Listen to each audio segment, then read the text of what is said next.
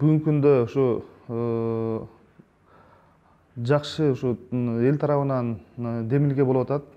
Бир топ коом тарабынан, кыргыздын чыныгы патриот уулдар тарабынан, биздин аксакал тарабынан, ошондой эле биздин патриот кыздар тарабынан жакшы демилге болуп атат. Ошо 14-нө жакшы жүрүш жасап, анан ошол жерге бир чакан митинг өткөргөнгө. Мен бул нерсени колдойт элем. Анткени биздин Кыргызстанда акыркы 2-3 жылда терс көрүнүштөр абдандай көп болуп баратат. Биздин кыргыз элинин маданиятына туура келбеген нерселер. Бул кимдер? Булар батыштын кызыкчылыгын колдогон НПОлор, бейөкмөттөр, мындайча айтканда коммерциялык эмес уюмдар.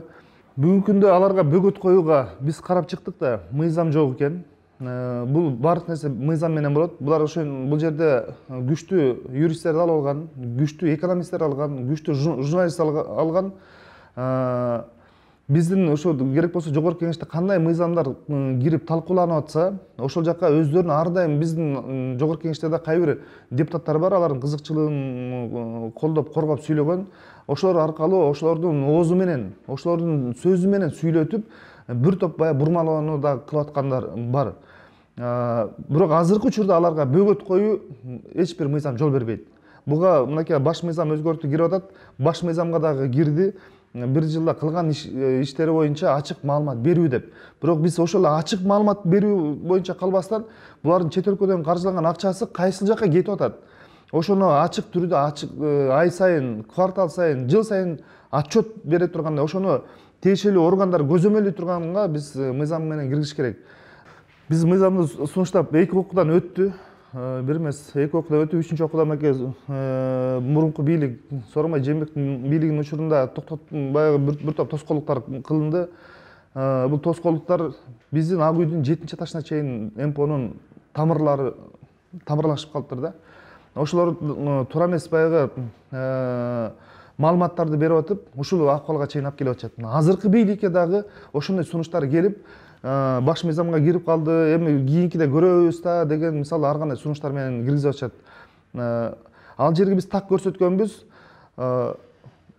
батыштан каржыланган коммерциялык эмес уюмдар бир жылда кылган ишин ачык маалымат Минюска же салык кызматына берип туруу электрондук вариантта дегенбиз. Аларды бирок бир да көзөмө баягы бир дагы мисалы орган текшерсин, көзөмөлгө алсын деген сөз жок.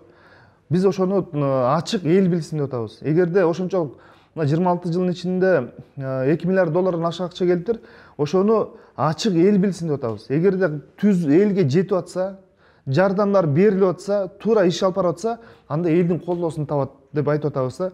Ошол эле учурда өкмөт менен өнөктөш болуп иштегенге дагы бир топ шарттар түзүлөт. Эгерде мисалы туура эмес ишке барып туруп, биз ушундай эле бийлик менен элдин ортосунда ар кандай чагымчыл иштерди кылып атканы, туура эмес баягы маалыматтарды элге жеткирип атканы, улам ушундай митингдер өткөрүп атканына эле кетип атса, анда эртеңки күнү эл да кечирбейт буну, кыргыз эли. Биз ушуну мисалы 32 миңден ашык коммерциялык эмес уюм бар экен. Ошо биздин алып чыккан мыйзам 26.500 тегеренде коммерциялык эмес уюмдарга туура келет экен да. Бирок ошонун ичинен 175-200ге жетпеген гана коммерциялык эмес уюмдар, бейөкмөттөр каршы чыгып атат да. Калганы мынакей бир топ баягы уюмдар бар. Алар ушу туура ушуну биз туура көрөт элек, мыйзам менен киргизиш керек. Бирок силердин азыркы киргизип бараткан мыйзамдардагы жеңилдетип коюпсуңар. Буларга жанагындай чет өлкөнүн агенти деген макамды бергиле деп бир топ сунуштар болду. Бейөкмөт иштеп аткандар дагы бул кыргыздын эле жарандары деп баягы биз эске алып атабыз да. Эртеңки күнү алар акча алып иштеп атса да туура жагына может оңолуп кетиши мүмкүн деп.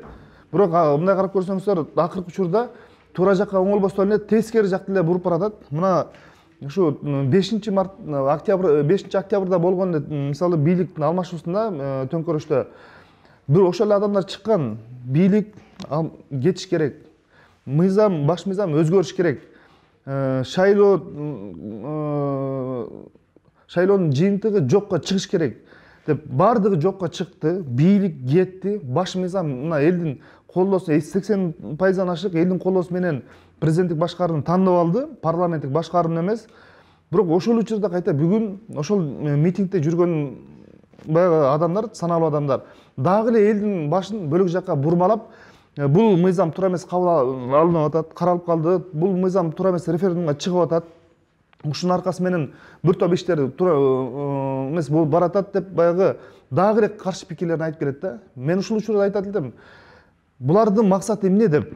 Булардын максаты ушу мыйзамды туура эмес мындай кирип баратканда көзөмөл алып туура сын айтып атабы, же булардын максаты дагы эл менен бийликтин ортосунда баш алмандыкты алып келип туруп, өздөрү дагы төңкөрүшкө алып барып туруп, өздөрү бийликке келүүбү? Ушу батыштын кызыкчылыгын коргон адамдар ушу бийликтин башына келсе, ошондо тынчыйбы деген ой болуп атат да.